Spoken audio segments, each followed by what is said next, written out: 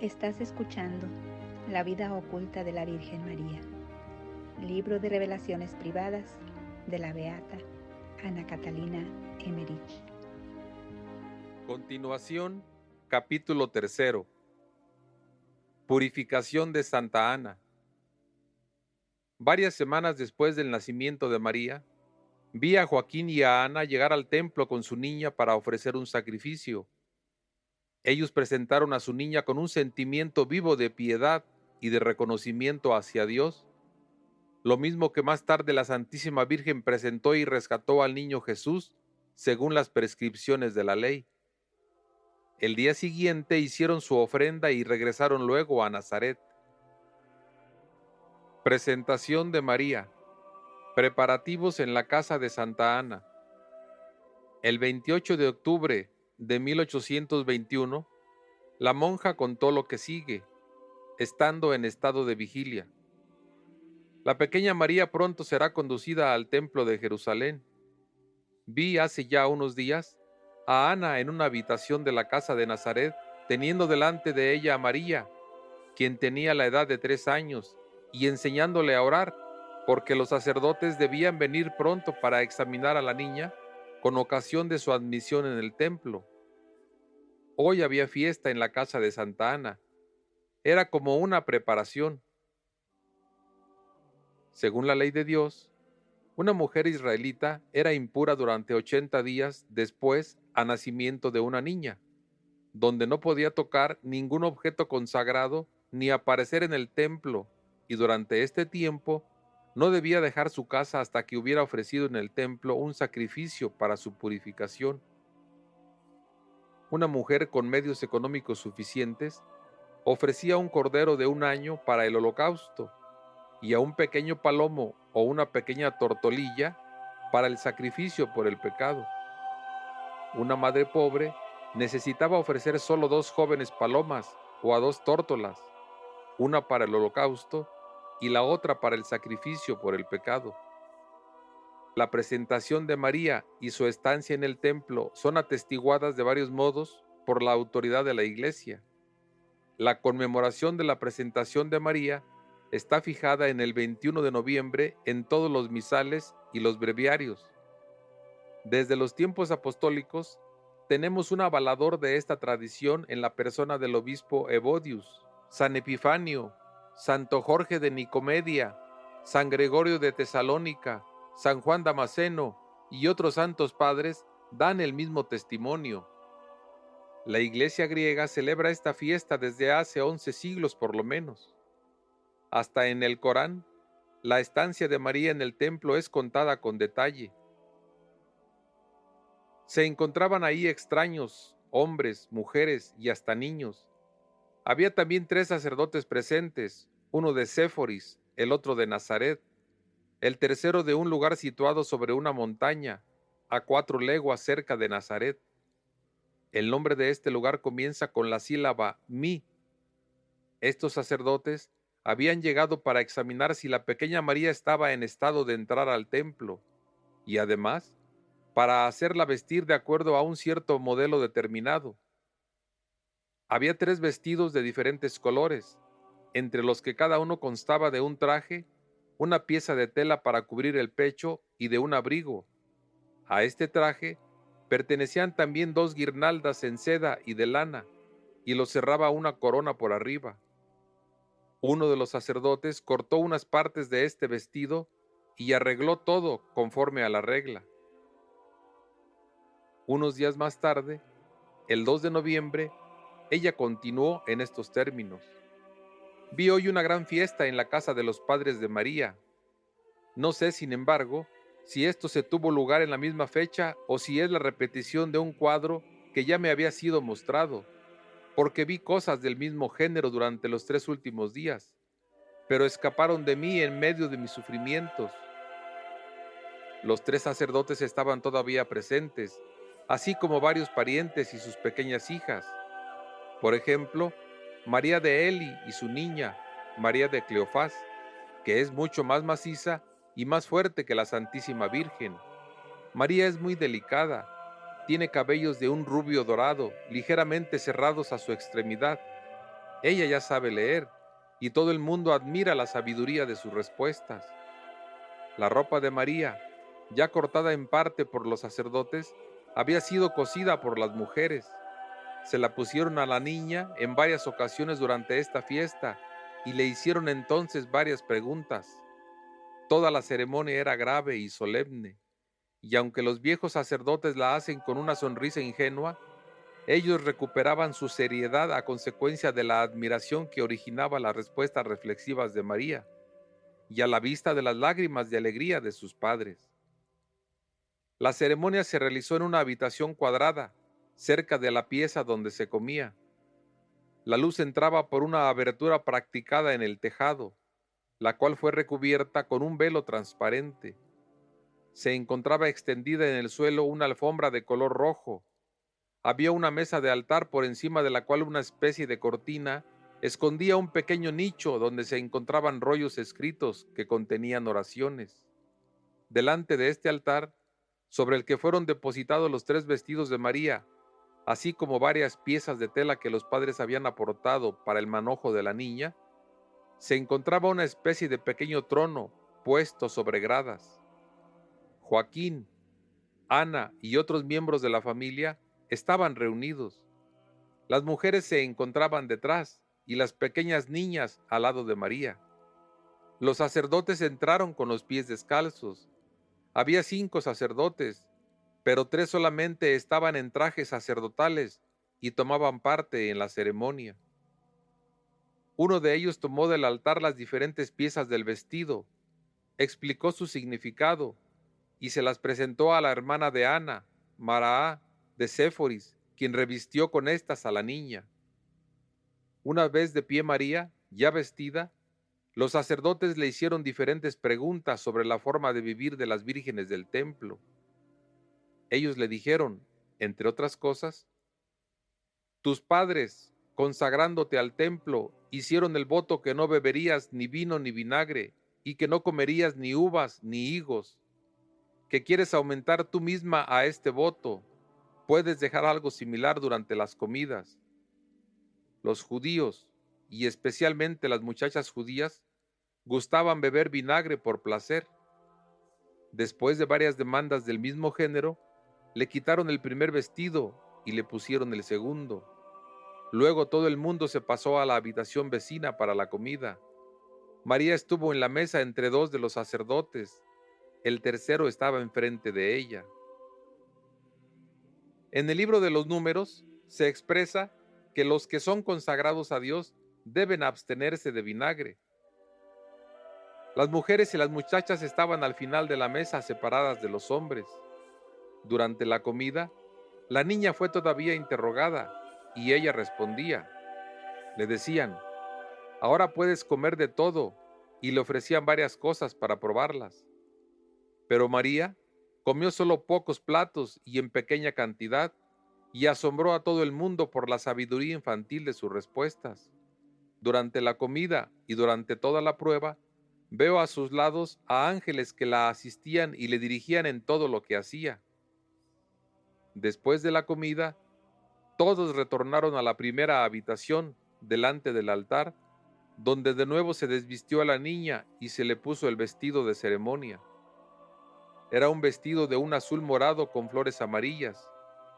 Venía con un escapulario o una especie de pañuelo bordado de diversos colores y finalmente un abrigo del color del vestido. El abrigo estaba abierto hasta debajo del pecho y caía en pliegues majestuosos que comenzaban a la altura de los brazos. Le pusieron además un gran velo, blanco de un lado y morado del otro. La corona que se le situó en la cabeza constaba de un círculo ancho y delgado, de la cual el borde superior fue recortado en puntas coronadas de botones. Esta corona estaba cerrada por arriba y rematada con un botón.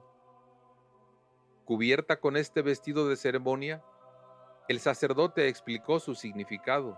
María fue conducida sobre la escalinatilla que estaba delante del altar. Las pequeñas niñas la acompañaban a sus lados. Ella declaró entonces que iniciaba a renunciar al entrar en el templo. Prometía no comer carne ni pescado y no beber leche, sino solamente una bebida hecha de agua y de médula de junco, de la que la gente pobre hacía uso. Se reservaba solamente poner algunas veces en su agua un poco de zumo de terebinto. Este es como un aceite blanco que reconforta mucho, pero que es menos agradable que el bálsamo. Renunciaba a todo tipo de especias y no quería comer frutos, excepto una especie de bayas amarillas que vienen en racimos. Los conozco bien, los niños y la gente pobre lo comen. Quería dormir sobre la tierra desnuda y levantarse 3 veces por la noche para orar. Otras vírgenes lo hacían solo una vez cada noche. Los padres de María estaban profundamente sobrecogidos por sus palabras. Joaquín apretó a la niña en sus brazos llorando y dijo: «Mi niña, es demasiado severo. Si llevas una vida tan dura, tu viejo padre no te verá de nuevo». Todo era muy conmovedor de oír. Los sacerdotes le dijeron que debía levantarse solo una vez en la noche para orar, como hacían otras, y todavía le impusieron otras paliaciones, por ejemplo, el uso de pescado en los días de grandes fiestas. Había en Jerusalén un gran mercado de pescado en una parte baja de la ciudad. Esta recibía agua de la piscina de Betesda. ¿Cómo faltó una vez? Herodes el Grande quiso establecer allí una fuente o un acueducto y vendió para esto los trajes y vasos sagrados del templo. Hubo casi un motín en esta ocasión, pues los esenios vinieron a Jerusalén de todas partes del país y se opusieron a esto, ya que los esenios estaban encargados del cuidado de los trajes sacerdotales. Esto me volvió súbitamente a la memoria. Los sacerdotes aún le dijeron a María: «Muchas otras vírgenes que son recibidas gratuitamente en el templo emprenden, con el consentimiento de sus padres, tan pronto como sus fuerzas se lo permiten, a lavar la ropa de los sacerdotes totalmente manchada de sangre de las víctimas y otras telas ordinarias de lana. Es un trabajo arduo que a menudo pone las manos con sangre. No estás obligada a someterte a esto, porque tus padres se encargan de tu mantenimiento en el templo». María declaró que se encargaría de buena gana de este trabajo si se la consideraba digna. La ceremonia del vestido se acabó entre muchas interpelaciones y respuestas de este género. Durante esta santa ceremonia, María me pareció tan grande como si su tamaño sobrepasara a la de los sacerdotes. Se me daba por ahí una imagen de su sabiduría y de la gracia que estaba en ella. Los sacerdotes estaban llenos de asombrosa alegría. Al final de la ceremonia, vi al sacerdote principal bendecir a María. Ella estaba de pie sobre un pequeño trono entre dos sacerdotes. Aquel que la bendecía estaba enfrente de ella, otro detrás. Los sacerdotes recitaban oraciones que leían sobre los rollos de pergamino y se turnaban alternativamente. El primero la bendijo, extendiendo las manos sobre su cabeza. Tuve, en esta ocasión, la felicidad de ver el interior de la santa niña. La vi totalmente luminosa durante la bendición del sacerdote, y bajo su corazón vi en una gloria lo que había visto contemplando el objeto consagrado contenido en el arca de la alianza. En una esfera luminosa de la misma forma que el cáliz de Melquisedec, vi los símbolos figurativos de la bendición. Era como del trigo y el vino, la carne y la sangre, tendiendo a hacerse una sola y misma cosa. Vi también por encima de esta aparición su corazón abrirse como la puerta de un templo, y vi introducir allá el símbolo misterioso, alrededor del cual se había formado como un palio de piedras preciosas que contienen todo su significado. Me parecía ver el arca de la alianza que entraba en el santo de los santos del templo. Luego vi solo la santa niña inundada por el esplendor del fuego que ardía dentro de ella. Me pareció como transfigurada y que se elevaba por encima del suelo.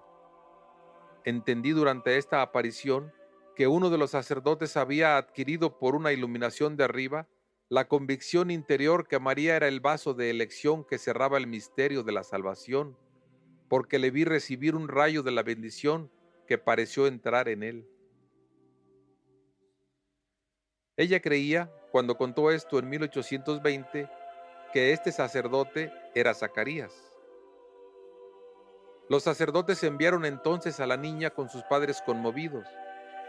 Ana tomó a María en sus brazos y la abrazó con una ternura mezclada de veneración. Joaquín, profundamente conmovido, le tomó la mano con gravedad y respeto. La hermana mayor de María le abrazó con más vivacidad que Ana, que era modesta y reservada en todas sus acciones. María de Cleofás, la pequeña sobrina de la Santa Niña, le echó los brazos en el cuello con alegría infantil. Cuando todos los asistentes la hubieron agasajado, le quitaron su ropa de fiesta y reapareció en su traje ordinario. Salida de María para el templo. Entré durante la noche en la casa de Santa Ana. Se habían quedado unos sacerdotes que dormían. La familia se ocupaba de los preparativos de la salida. La lámpara de varios brazos, suspendida delante del hogar, fue encendida. Vi sucesivamente a todos los habitantes de la casa en movimiento. Joaquín, desde la víspera, había enviado servidores al templo con animales que quería ofrecer en sacrificio. Había 5 de cada especie, y eran los más bellos que él poseía. Formaban un bello rebaño. Lo vi ocupado, cargando el equipaje sobre una bestia que estaba delante de la casa. Era la ropa de María, cuidadosamente empacada aparte, y obsequios para los sacerdotes. Esto hacían una buena carga para el animal. En el medio había un paquete ancho en el cual podía sentarse cómodamente. Todo ya había sido arreglado por Ana y otras mujeres en pequeños paquetes. Vi las canastas de diferentes formas atadas a ambos lados del asno. En una de estas canastas se encontraban pájaros, como perdices. Otras cestas, semejantes a los cuévanos donde se lleva la uva, contenían frutos de toda clase. Cuando el asno estuvo cargado totalmente, extendieron sobre éste una gran cubierta de la cual colgaban gruesos copetes. Vi que en la casa todo estaba en movimiento, como para una salida. Vi a una joven, la hermana mayor de María, ir aquí y allá, con aire muy atareado, sosteniendo una lámpara.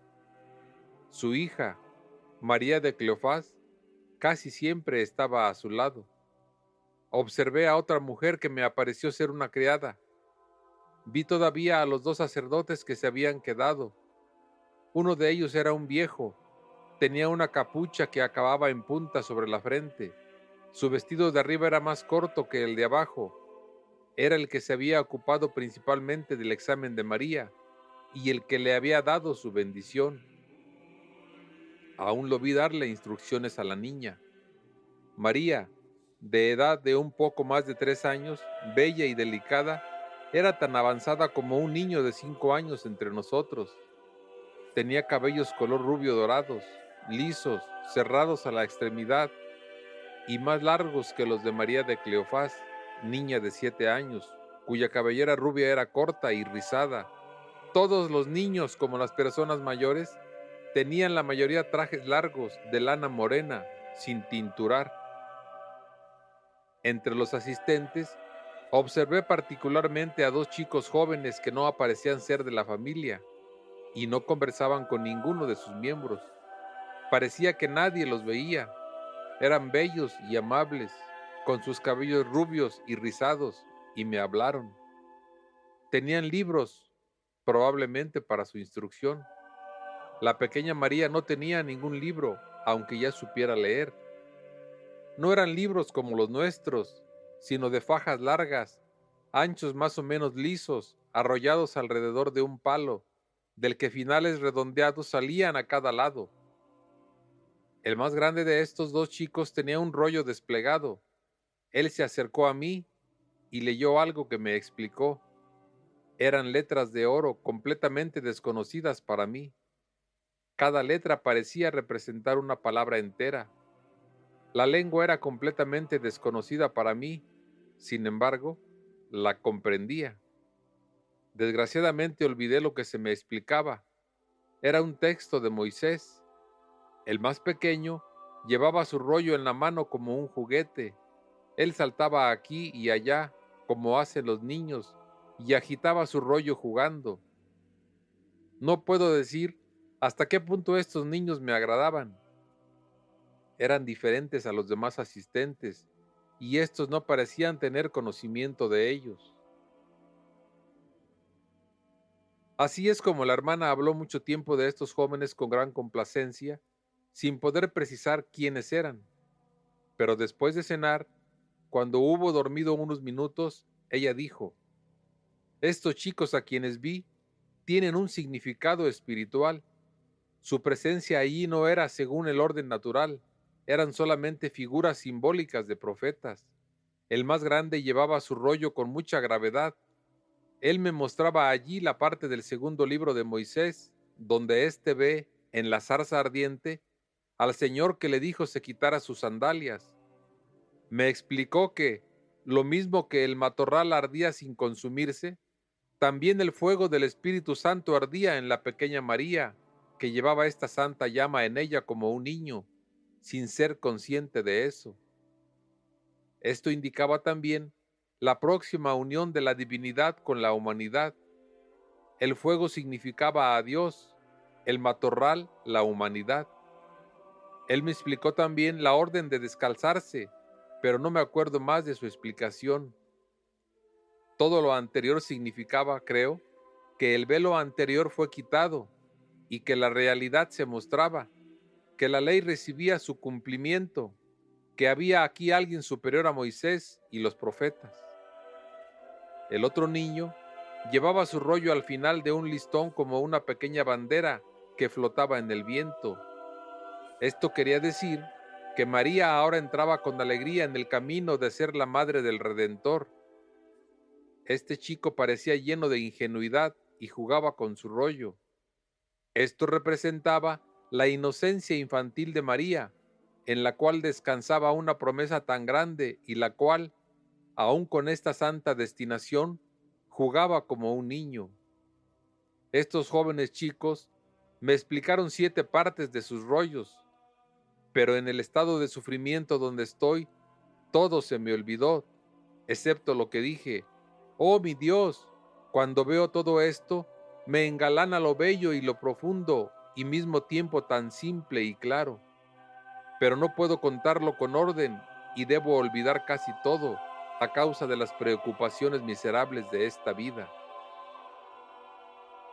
Un año antes, en medio de noviembre de 1820, la hermana, contando sus contemplaciones relativas a la presentación de María, todavía habló de la aparición de los niños profetas en las circunstancias siguientes. El 16 de noviembre por la tarde, habíamos allegado cerca de la hermana, entonces dormida, un cinturón de penitencia que un hombre, deseoso de practicar la mortificación, pero que faltaba completamente de la respectiva dirección eclesiástica ordenada, se había hecho con una gruesa correa de cuero, erizada de puntas de clavos, y que además no le había sido posible adherirse una hora entera a causa del dolor excesivo que le producía.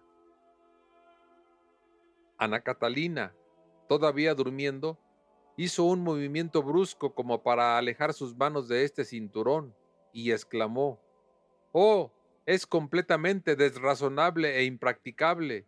En mi juventud, yo misma llevé mucho tiempo un cinturón de penitencia para mortificarme y superarme, pero eran de solo puntas hechas de latón, cortas y muy unidas. Con este cinturón se puede morir». Este hombre se afanó y no pudo llevarlo por mucho tiempo. Nunca debemos hacer nada semejante sin permiso de un director iluminado. Pero él no lo sabía, porque no estaba en estado de tener un director. Las exageraciones iguales son más perjudiciales que útiles. A la mañana siguiente, cuando narró las contemplaciones de la noche, bajo la forma de un viaje hecho en sueños, dijo entre otras cosas: «Fui a Jerusalén, no sé exactamente en qué tiempo, sino que era un cuadro de la época de los antiguos reyes de Judá. Lo olvidé. Debí luego ir a Nazaret, hacia la casa de Santa Ana. Delante de Jerusalén, los dos jóvenes chicos se me habían unido, hacían el mismo camino. Uno de ellos sostenía en la mano, con aire muy grave, un rollo de escrituras. El más joven tenía su rollo al cabo de un listón y se divertía al hacerlo flotar en el viento como una bandera. Ellos me hablaron con alegría del cumplimiento de los tiempos predichos en sus profecías, porque eran figuras de profetas. Tuve cerca de mí este cinturón de penitencia que me fue entregado ayer y lo mostré. No sé por qué impulso a uno de estos niños profetas que representaba a Elías. Él me dijo: es un instrumento de tortura del que no es permitido referirse. Sobre el monte Carmelo, yo también preparé y llevé un cinturón que les dejé a todos los hijos de mi orden, los carmelitas. He aquí el cinturón que este hombre debe llevar. Le será mucho más provechoso que el otro. Él me mostró luego un cinturón de la anchura de la mano, donde estaban dibujadas letras y signos de toda clase, que tenían relación con ciertas luchas y ciertos triunfos sobre sí mismo. Él me señaló diversos puntos, diciéndome: este hombre podría llevar esto 8 días, esto un día, etc. Oh, cómo querría que este buen hombre supiera esto. Estábamos cerca de la casa de Santa Ana y yo quería ir allí. Al no poder llegar, mi ángel guardián y guía me dijo: es necesario que antes te deshagas de muchas cosas. Debes volver a ser una niña de 9 años. No sabía cómo regresar a esa edad, pero él me ayudó, no sé cómo, y 3 años fueron completamente suprimidos de mi vida. Estos 3 años durante los cuales fui tan vana y gustaba tanto de ser una niña bien engalanada. Acabé luego por tener solo 9 años, y entonces pude entrar en la casa con los jóvenes profetas. Entonces María, de edad de 3 años, vino a mi encuentro. Ella se midió conmigo y era de mi tamaño cuando se acercó a mí. Oh, qué afable y graciosa era, sin dejar, sin embargo, de ser grave. Me encontré en la casa al lado de los profetas. No parecíamos ser observados, no molestábamos a nadie. Aunque fueran ya la representación de viejos de varios siglos, no se asombraban de asistir allí entre jóvenes, y yo, que era sin embargo una monja de 41 años, no estuve sorprendida tampoco de reencontrarme como una pobre pequeña campesina de 9 años. Cuando se está con estos santos personajes, no nos asombramos de nada, sino de la ceguera de los hombres y sus pecados. La hermana contó luego los preparativos del viaje de María al templo, como lo hacía cada año en aquella época.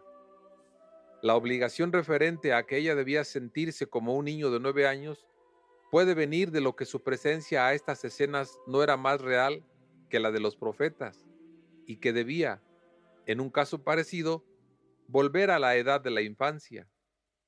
Ellos significaban el cumplimiento de las profecías. Ella, la contemplación de este cumplimiento. Ella sintió particularmente que debía librarse de 3 años durante los cuales había tenido un poco de vanidad en el vestir. Esto parecería venir de lo que María, en la ceremonia descrita más arriba, fue revestida de varias ropas de fiesta, y que la espectadora debía mirarla con la misma humildad que ella, y ver allí solo su significado espiritual. La circunstancia que la pequeña María se midiera con ella puede querer decir: es solo en la edad inocente de tu infancia que puedes mirar esta santa ceremonia con la sencillez necesaria. O aún, ¿ves? Tengo 3 años y tú 9. Sin embargo, soy tan grande como tú, porque en mi interior estoy bien por encima de mi edad, etc. Salida para Jerusalén. Los vi ponerse en camino para Jerusalén desde el amanecer.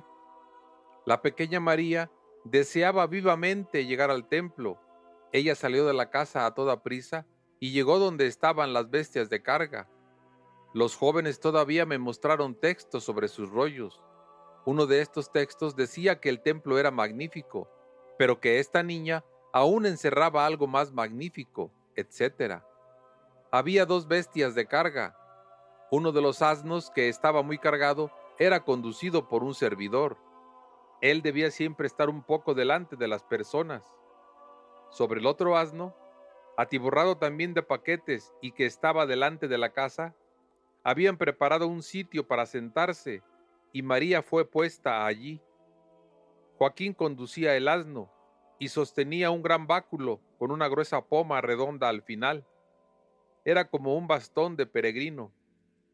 Ana iba un poco adelante con la pequeña María de Cleofás. Estaba acompañada por una criada en todo el viaje. Además, unas mujeres y niños le hicieron compañía durante cierto tiempo. Eran madres quienes se separaron de ella en los cruces del camino que las devolvía. Un sacerdote acompañó la comitiva durante algún tiempo. Llevaban una lámpara con ellos. A menudo veo la luz desaparecer completamente delante de este resplandor que observo emitirse en los viajes nocturnos de la Sagrada Familia y otros santos, el cual se difundía por el camino alrededor de ellos, sin que observase, sin embargo, que ellos veían esta luz. Al principio, el sacerdote me parecía andar detrás de la pequeña María con los jóvenes profetas. Oí más de una vez mis jóvenes compañeros cantar el Salmo 44 y 49. Y supe por ellos, que estos salmos serían cantados a dos coros en el momento de la admisión de la niña en el templo. Oiré esto cuando hayan llegado. Vi inicialmente que el camino bajaba en pendiente por una colina y más tarde se remontaba de nuevo. Era temprano y el tiempo parecía bueno. Vi al cortejo pararse cerca de una fuente donde brotaba un arroyo. Había ahí un prado. Los viajeros descansaron bajo un seto de árboles de bálsamo. Colocaban siempre bajo los cuellos de estos arbustos recipientes de piedra donde era recogido el bálsamo que se destilaba gota a gota. Los viajeros lo pusieron junto con su agua y rellenaron de esta resina pequeños vasos. Había allí otros árboles con bayas que recogieron y comieron junto con panecillos. Aquí ambos jóvenes profetas habían desaparecido. Uno de ellos era Elías. El otro me pareció la esencia de Moisés. La pequeña María los vio también, pero no dijo nada. Más tarde los vi entrar en una casa aislada donde fueron bien acogidos y tomaron provisiones.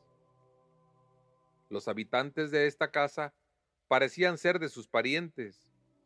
Durante el día, guiaba muchas veces mi mirada sobre este viaje, que es bastante penoso. Subimos y descendimos mucho. A menudo hay en los valles niebla y rocío. Sin embargo, veo lugares igualmente bien dispuestos donde ahora brotan flores.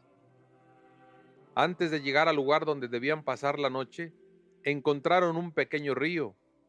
Se establecieron en un hostal situado junto a una montaña sobre la cual había un poblado. Desgraciadamente, no puedo indicar bien el nombre de este lugar. Lo vi con ocasión de otros viajes de la Sagrada Familia, lo que hace que pueda equivocarme fácilmente sobre el nombre. Todo lo que puedo decir, aunque no con una certeza, es que ellos siguieron la dirección del camino que hizo Jesús en septiembre en su 30º año, yendo de Nazaret a Betania y luego al bautismo de Juan. La Sagrada Familia siguió también el mismo camino en el momento de la huida a Egipto.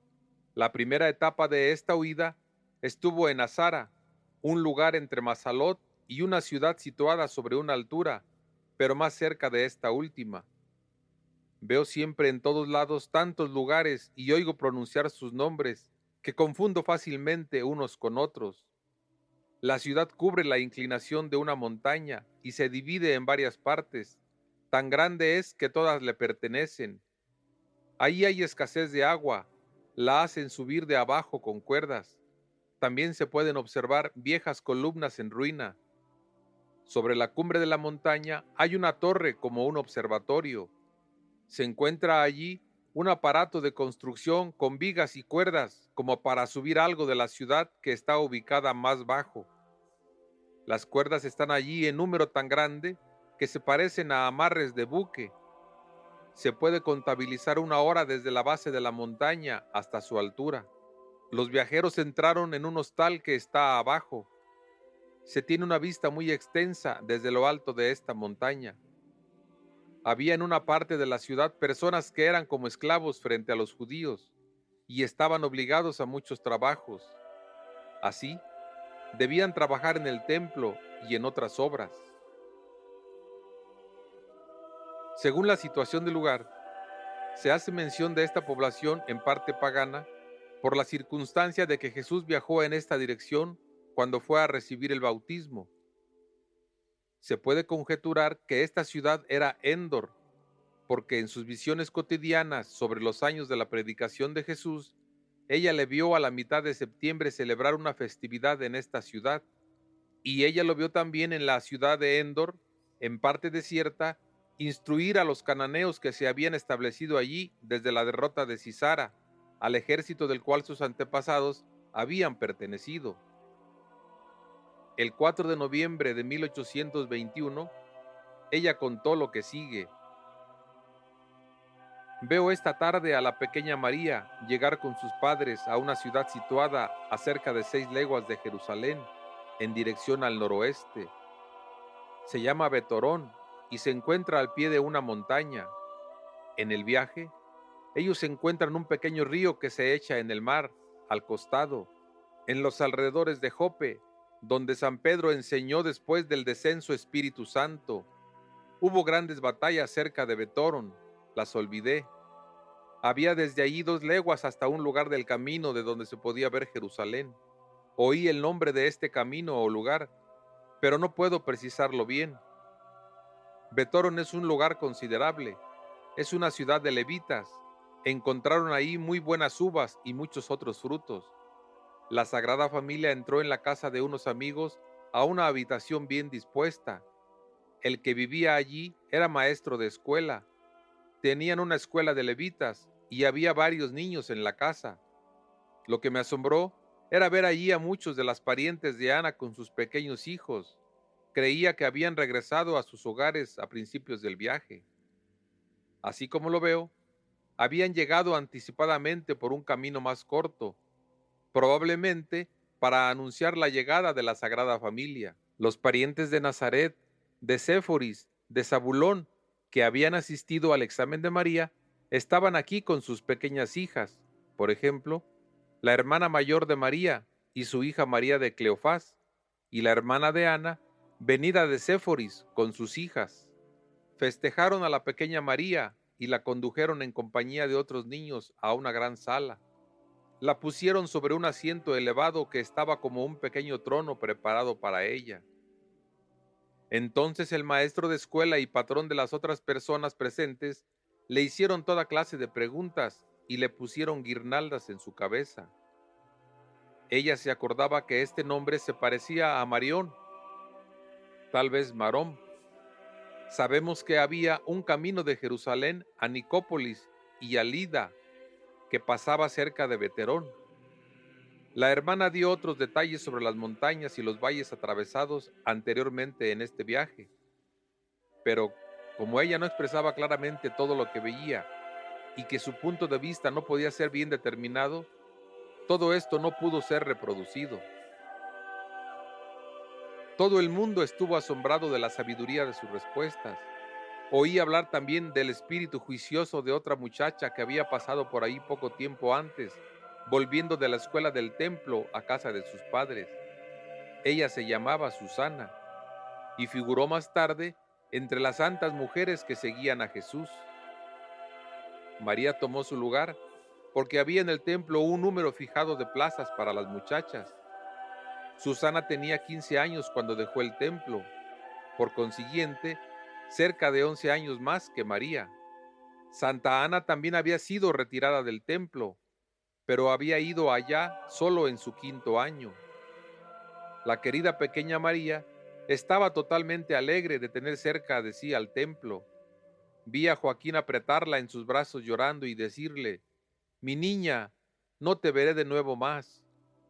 Habían preparado una comida y vi, mientras estaban en la mesa, a María ir por todos lados de modo totalmente gracioso y estrecharse con su madre o pasarle sus brazos alrededor del cuello.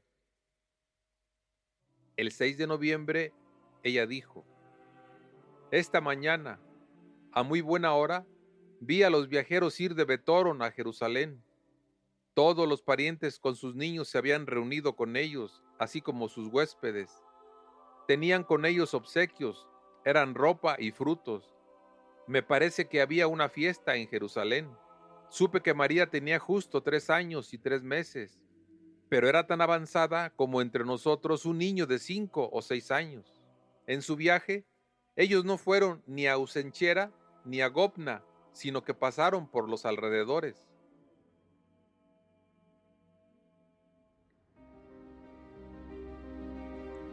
Gracias por habernos escuchado. Te invitamos a seguirnos en YouTube y Facebook como AOPD, Asociación de Oración por los Difuntos, donde podrás escuchar el audiolibro completo, entre otros temas. Bendiciones para todos.